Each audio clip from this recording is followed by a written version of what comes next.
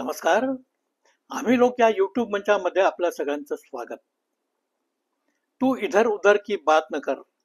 तू इधर उधर की बात न कर. ये बता कि काफिला कैसे लूटा. मुझे रहजनों से गिला तो है, पर तेरी रहबरी पर सवाल है. मित्र हो, उर्दूतले मशहूर शायर शहाब जाफरी यांचा हा शेर.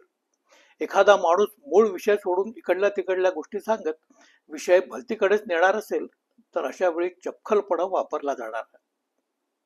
हा शेर आठवण्याचं कारण म्हणजे सध्याची स्थिती.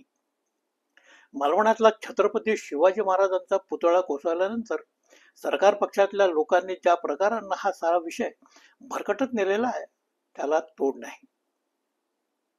त्यातल्या त्यात देवेंद्र फडणवीस यांचं सारं वागणंच बोलणंच आजकाल विचित्र झाल्यासारखं आहे. खरं म्हणजे फडणवीस हे गृहस्थ एक अतिशय सभ्य, सुशिक्षित आणि सुसंस्कृत गृहस्थ म्हणून आजवर राजकीय जीवनात ओळखले गेलेले. पण आजकाल त्यांना काय झालंय ते आपल्याला कळणार नाही. त्यांच्यामध्ये खरोखरच एवढे सारे गुण जर असते तर आज सरकारवर एक हाती पकड असताना त्यांनी खरं म्हणजे साऱ्या महाराष्ट्रामध्ये आमूलाग्र परिवर्तन घडून आणायला हवं होतं. होय, आता तसं म्हणाल तर वेगळ्या अर्थानं त्यांनी ते केलंच, पण जे केलं ते सारं उफराट. काल परवा महाविकास आघाडीनं केलेल्या आंदोलनावर टीका करण्याची संधी त्यांना मिळाली. तसेही ते सतत काहीतरी टीकात्मक बोलण्याची संधी ही नेहमी शोधतच असतात. या आंदोलनावर बोलताना त्यांनी काँग्रेसवर टीका करण्याचा आपला जन्मसिद्ध हक्क पुन्हा एकदा साबित केला. काँग्रेसनं छत्रपती शिवाजी महाराजांचा कधीही सन्मान केलेला नाही, उलट त्यांचा अवमानच केला असं त्यांचं म्हणणं. लाल किल्ल्यावरून बोलताना नेहरू किंवा इंदिरा गांधींनी कधीही शिवाजी महाराजांचं नाव घेतलेलं नाही. त्याबद्दल काँग्रेसनं माफी मागितली पाहिजे असंही आता ते म्हणतात. नेहरूंनी छत्रपती शिवाजी महाराजांचा अपमान केला ही खरं म्हणजे संघ परिवारानं जुन्या काळापासून उठवलेली एक आवई. नेहरूंनी शिवाजी महाराजांचा अपमान खरं म्हणजे तसा कधीही केलेला नाही, पण संघ परिवारानं मात्र चित्र त्यांच्या पद्धतीनं तसंच निर्माण केलं. नेहरूंनी शिवाजी महाराजांबद्दल कुठे काय चुकीचं लिहिलं याचा पुरावा हे लोक कधीच काही देत नाहीत. यापूर्वी गोपीनाथ मुंडे यांनीही नेहरूंवर असाच आरोप एकदा केलेला होता, पण तो आरोप ते कधीही सिद्ध करू शकलेले नव्हते. आज देवेंद्र फडणवीस हे स्वतःला एवढे हुशार आणि चतुर मानत असतील तर त्यांनी या कथित अपमानाबद्दलचे पुरावे आणि तेही पुरेसे पुरावे द्यायला हवे होते. पण छद्मीपणानं काहीतरी आरोप करायचे, लोकांमध्ये संभ्रम निर्माण करायचा, हे जर्मन तंत्र, संघप्रणित राष्ट्रवादाची विदेशी शैली. फडणवीसांनी तर हे सगळं तंत्र चांगलंच अवगत केलेलं. पण एवढ्यावर फडणवीस थांबलेले नाहीत. शिवाजी महाराजांनी सूरतेची लूट कधीही केलेली नव्हती, काँग्रेसनं हा सारा चुकीचा इतिहास आपल्याला शिकवला असाही त्यांचा एक नवीन शोध. आम्ही आणि आमच्यासारखे लोक काँग्रेस हा एक राजकीय पक्ष आहे असं आजपर्यंत मानत होतो. फडणवीस म्हणतात त्याप्रमाणे काँग्रेस म्हणजे इतिहास शिकवणारं गुरुकुल आहे हे आम्हाला कधी माहितीच नव्हतं. छत्रपती शिवाजी महाराजांनी सूरतेची लूट केली, सूरतेची बदसुरत केली हे आम्हाला आमच्या इतिहासकारांनी सांगितलं. काँग्रेस हे इतिहासाला वाहून घेतलेलं विद्यापीठ आहे हे खरोखरच आम्हाला कधी माहिती नव्हतं हो. फडणवीस हे जणू इतिहासाचे अभ्यासक आहेत, थोर संशोधक आहेत या थाटात हे सारं बोलून गेले. असे ऐतिहासिक शोध लावण्यात संघ परिवाराचा हात तर कोणीच धरू शकणार नाही. त्याचं कारणही तसंच आहे. या परिवाराला स्वतःचं म्हणावं तसं कर्तृत्व नाही, त्यामुळे स्वतःचा इतिहास नाही आणि म्हणूनच ज्या काँग्रेसनं स्वातंत्र्य चळवळ उभारली आणि स्वातंत्र्य पदरात पाडून घेतलं त्या काँग्रेसचा यांना प्रचंड द्वेष. गांधी नेहरूंचं नाव घेतल्याशिवाय यांचं राजकारण साधलं जाणार नाही. जगात जे काही वाईट ते सारं काँग्रेसमुळेच घडलं असाच यांचा थोर राष्ट्रविचार. म्हणूनच फडणवीस यांनी छत्रपतींच्या पुतळ्याचा विषय दिला सोडून. पुतळ्याचं कंत्राट कोणाला दिलं, काम कसं झालं, पुतळा कसा पडला हे विषय दिले सोडून आणि घसरले आपल्या नेहरूंवर. खरं म्हणजे छत्रपती शिवाजी महाराजांच्या नावाचा अवाजवी गैरवापर भाजपानेही आजवर कमी केलेला नाही. परिवार आणि भाजपा यांचं हे सारं कामच प्रतिकात्मकतेवर आधारलेलं. आपल्या राष्ट्रभक्तीला खुमार आणण्यासाठी यांना नेहमी गंगा, नर्मदा, हिमालय यासारखी प्रतीकं लागतात. ज्या ज्या ठिकाणी मतं मागायची असतात तिथल्या स्थानिक आद्य पुरुषांना नमन करायचं आणि लोकांचा बुद्धिभेद घडवून आणायचा, हे या लोकांचं जुनं तंत्र. या तंत्राचा वापर त्यांनी वारंवार केलेला. त्यातूनच अरबी समुद्रातल्या 23,000 कोटी रुपयांच्या छत्रपती शिवाजी महाराज स्मारकाची योजना यांनी आणली. थाटामाटात जलपूजन झालं. 10 वर्ष झाली तरी पण हा प्रकल्प मात्र पुढे गेलेला नव्हता. लोकसभा निवडणुका येऊन ठेपल्या. पुन्हा मतं हवी होती, म्हणून मालवणला छत्रपतींचा पुतळा बसवण्याची घाईगर्दी झाली. आता सरकार हाती असल्यामुळं जो काही पैसा खर्च करायचा तो आपल्या लोकांच्या हातूनच खर्च झाला पाहिजे, हा यांचा अट्टाहास.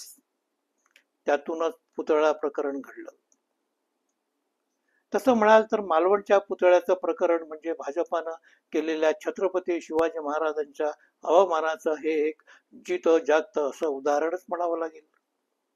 एखाद्या गणेशोत्सव मंडळाचे तरुण कार्यकर्ते घाईघाईनं लगबगीनं जशी गणेश मूर्तीची प्रतिष्ठापना करतात, तसाच प्रकार मालवणच्या या पुतळ्याच्या संदर्भात घडला. गणेश मूर्ती घडवणाऱ्या एखाद्या हौशी मूर्तिकाराला समुद्रकिनारी बसवल्या जाणाऱ्या या भव्य पुतळ्याचं काम द्यावं, त्या पद्धतीनं सारं झालं. पुतळ्यासाठी कुठली धातू वापरावी, पुतळ्याचा चबुतरा कसा असावा, चबुतऱ्याची मजबूती कशी असावी, हे सांगणारी वर्क ऑर्डर तरी दिली गेली होती की नाही, हे देखील अजून स्पष्ट नाही. हे सारं काम निव्वळ 2.5 कोटी रुपयांचं. पण 2.5 कोटींचं काम करायचं असेल तर मग टेंडर काढावं लागलं असतं. यांना तर आपल्या बेरोजगार कार्यकर्त्यांना काम द्यायचं होतं, म्हणून मग कामाचे तुकडे करण्यात आले.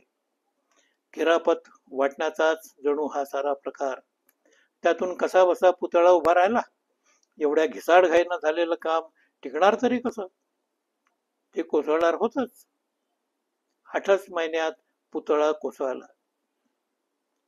हे सारं जे घडलं ते भाजपाच्या नेतृत्वाचा अक्षम्य गलथानपणा आणि निष्काळजीपणामुळे.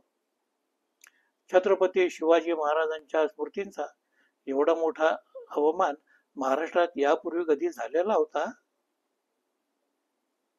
आपल्या हातून एवढी मोठी चूक झाली तर साहजिकपणेच कुणीही आपली चूक मान्य करून चूक सुधारण्याचाच प्रयत्न करेल. पण हे झालं सगळं आपल्या सामान्य माणसांचं. हे लोक तर स्वतःला सामान्य माणसं मानतच नाहीत, सुपरमॅन मानतात. त्यामुळे आपण चूक करू शकतो हेच त्यांना मान्य नाही. सबब देवेंद्र फडणवीस म्हणतात तसं विरोधकांनी या प्रकरणाचं राजकारण करू नये अशी यांची अपेक्षा.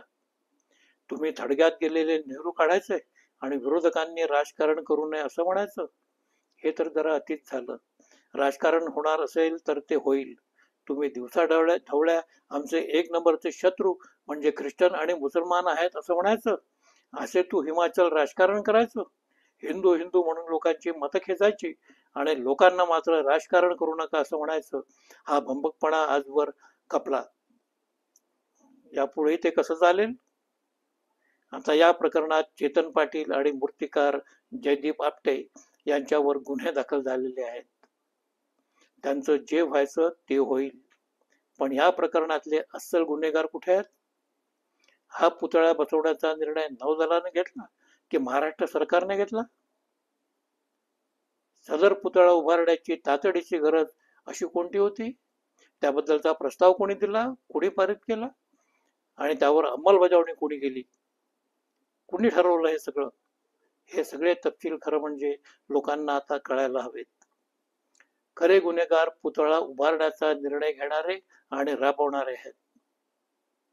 पुतळे उभारण्याची ही एक आचारसंहिता असते. सरकार चालवताना या साऱ्या बाबींचं भान ठेवायचं असतं. दुसऱ्या शब्दात सांगायचं तर खरं राष्ट्रकार्य यालाच म्हणतात. पण खऱ्या अर्थानं सरकार चालवायला संयम लागतो, धीर लागतो. प्रत्येक पातळीवर नियमानुसार कागदपत्र व्हावी लागतात. वेगवेगळी सरकारी खाती असतात, त्या साऱ्यांची मंजुरी घ्यावी लागते. त्यातूनच पक्की आणि खरी कामं उभी राहत असतात. पण एवढा संयम यांना कुठला? कुठलीही निवडणूक आली की यांच्या अंगात निवडणुकीचे मोर यायला सुरुवात होते. काँग्रेस, गांधी आणि नेहरू यांनी भूतकाळात काय काय चुका केल्या हे सगळं भिंग लावून तपासण्यासाठी यांनी अर्धवट इतिहासकारांच्या फौजा निर्माण करून ठेवलेल्या आहेत. या फौजा कुठून कुठून काही काही शोधून आणतात आणि सारे दोष गांधी, नेहरू आणि काँग्रेसवर ठोकून मोकळे होतात. लोक म्हणतात यांच्या मनात आलं तर नेहरूंच्या चुकीमुळे ग्रेट ब्रिटनचा समावेश भारतात होऊ शकलेला नाही असंही एखाद वेळी ते म्हणू शकतात. म्हणाला काय, कोणी काहीही म्हणू शकेल. फडणवीसांनी या प्रकरणात नेहरूंना जे खेचून आणलं ते शिवाजी महाराजांच्या प्रेमामुळे नाही, तर परिवाराच्या सूडबुद्धीच्या राजकारणामुळे. मालवणच्या पुतळा प्रकरणात सरकारी कारभाराची आता पिसं निघायला लागली आहेत. म्हणून आता लोकांचं लक्ष इतरत्र वळवण्यासाठी सुरतेची लूट, काँग्रेसनं शिकवलेला इतिहास आणि नेहरूंनी केलेली इतिहासाची मांडणी वगैरे वगैरे सारे विषय पोतळीतून बाहेर निघायला सुरुवात झालेली आहे.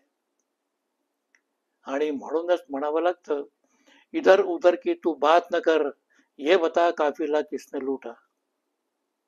मित्र हो, आजचा व्हिडिओ हा इथेच संपवतोय. व्हिडिओ कसा वाटला व्यक्तवा, लाईक करा, शेअर करा आणि सबस्क्राईब करायला विसरू नका. नमस्कार.